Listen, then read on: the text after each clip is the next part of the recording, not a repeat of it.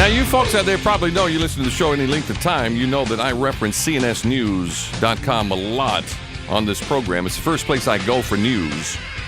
And the reason I do is because a lot of times they have stories that nobody else has, or at least they have them first. And something they've become known for is a lot of this government waste they expose. We told you about the African men genitals washing program. And, there are all sorts of crazy things going on. These folks are always on top of it. Craig Bannister is a communications director with CNS News. Craig, how are you?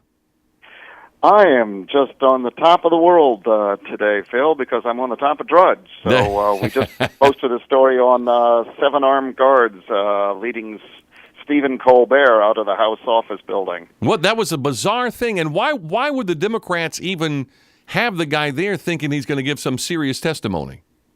Well, that's the question everyone's asking, and that's the question we were trying to ask of Colbert down in the House office building, but he had 7, we got video of him with 7 Capitol Police surrounding him, keeping him away from reporters.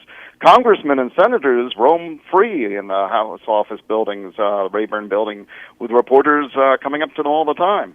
But Colbert has to have armed guards taking him around. Apparently. But as you know, at CNS News, we're always looking, as you were just saying, to find stories that go unreported or misreported in the mainstream media. And you do a great job at that. The whole thing, you're welcome. Colbert, we heard his testimony, his opening remarks, and it was, of course, it was all a comedy routine. And then they have the reaction shots from Steve King. Some of the other folks are just looking in stunned silence going, why did we invite this guy? I love Stephen Colbert. I guess there aren't more pressing issues for Congress to be dealing with. I guess, but who was it? Zoe, what's her name? Lungren, whatever her name is, the chairman of that committee. She brings this guy in, and I think she expects he's going to give some serious testimony. He made a mockery of the whole thing, which is what he does. I think he's funny, but I'm watching that, and I felt uncomfortable watching the thing going, gosh, this is just so inappropriate. But this is, well, exactly. What does he add to the debate? And doesn't Congress have more pressing issues such as unemployment and the federal debt we're running up with outrageous spending programs? And with a lot of that segue? Yeah, and with a lot of things that you guys are reporting and now giving awards to, with the Golden Hookah Award. This hookah, explain this. This is we gave money to fund research into the hookah smoking in Syria and Jordan, right? Yes, we had federal government grants to study hookah smoking in Syria and to study the hookah smoking habits of Jordanian college students. And then we've done stories in the past about government grants to teach Chinese prostitutes to drink responsibly on the job. Not to stop drinking, not to stop being prostitutes, but just to do it responsibly. And we've got all this money going out to these folks, and you have this week's winner is a grant of more than $314,000 that went to a study that sought to establish a link between increased domestic violence and NFL games in which not just NFL games, but NFL games in which the underdog beats the point spread. Exactly. And what the study ended up finding out is there's a much greater correlation between hot summer days and the 4th of July. Than there is the NFL. Than there is the NFL on domestic violence. But again, isn't there a better way that we could be spending this money? Isn't there someone else we could actually be helping?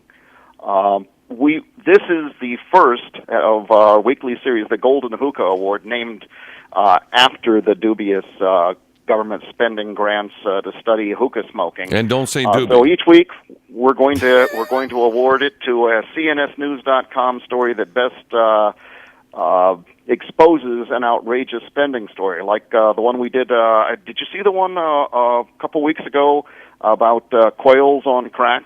Quails on crack. Yes, it was a government-funded study to see if cocaine increased the sex drive of Japanese quails. Not American quails. No. These jobs are even being outsourced to Japanese quail. And what are we going to do if we find out that it does? And that's the thing with the NFL. So if we were to find a link between the NFL and domestic violence, then what? Well, maybe, as I say in, the Golden Hookah Award is an actual 2-minute award video that we've started today, posting on our website, cnsnews.com. And as I suggest in that, well, maybe the idea is that the NFL should be redistributing wins, because it really is unfair that some teams win more games than others. Yeah, the folks in Detroit would love to hear that, I'm sure. So exactly, or maybe since the 4th of July is such a factor, we should be surrendering to the British. Well, there you go. So there is a link between domestic violence and the 4th of July. Is that because people are drinking and firing off fireworks, or what? They didn't say. Yeah, well, what good is this study if we don't know why? So or unless there's some practical application to what we learn. Yeah, as you said.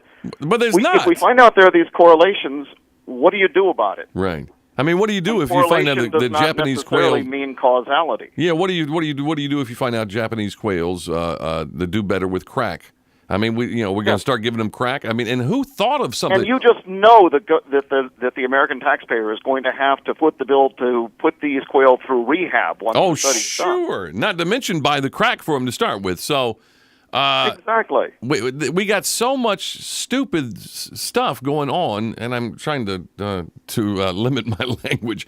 It is just, I mean, it's unbelievable, especially in light of what we're going through in this economy. That we would be spending a dime. But then when you talk to some of these Democrats out there, and you can't blame it all on the Democrats, by the way. I mean, these are perpetual programs that have been put in place, right. and these things, they come up with these ideas and they just do what they do. There needs to be more oversight. But I mean, like $314,000 to study the link between the NFL and domestic violence. People say, well, that's only $314,000. We've got to get out of this mindset, don't we, Craig, of saying it's only this amount of money. Any money spent to this kind of stuff is a waste of money. Well, that is the argument that we've been getting when the researchers or the government agency responsible for the grant do respond to us, and that's which is not rare. all the time. Yeah. But when they do respond, that's normally the response is, well, per taxpayer, this is only a drop in the bucket. But, Phil, $250,000 is here, $350,000 there. Before you know it, you're talking real money. Yeah, no kidding.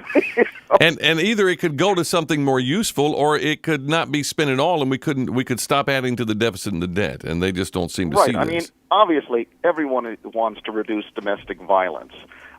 Everyone wants to stop the spread of HIV in Africa and hopefully here at home.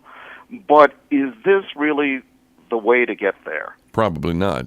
So do we find that one agency is more egregious than another? I mean, I know a lot of this stuff is coming through the National Institutes of Health.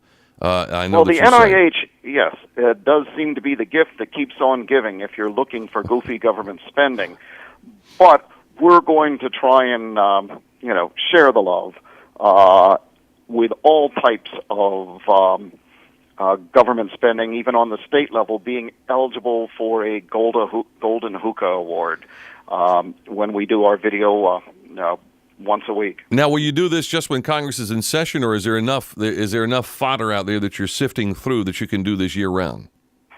I think that this, again, is going to be something that we can do year-round.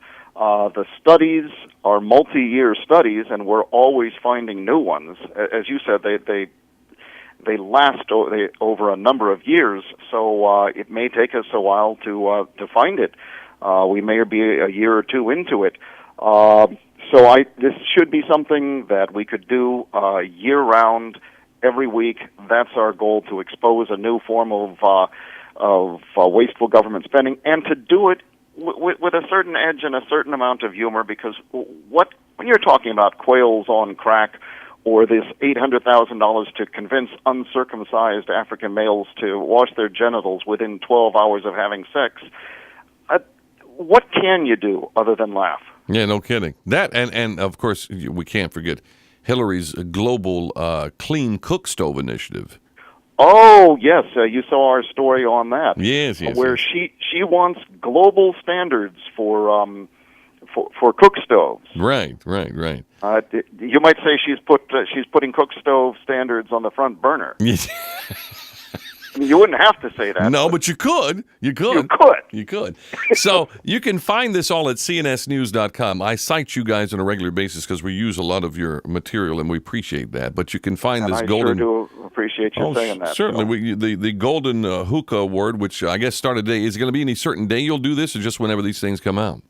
Well, as I said, we're hoping to post it up on our website, the little 2-minute video, along with a brief story linking to the story that the award winner is based on.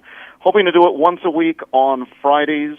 That's our goal, and so I would say check every Friday for a new Golden Hookah winner, where you'll see my beaming face. Face for radio, but on video nonetheless. Yeah, we're the same way. Well, we look forward to it, Craig.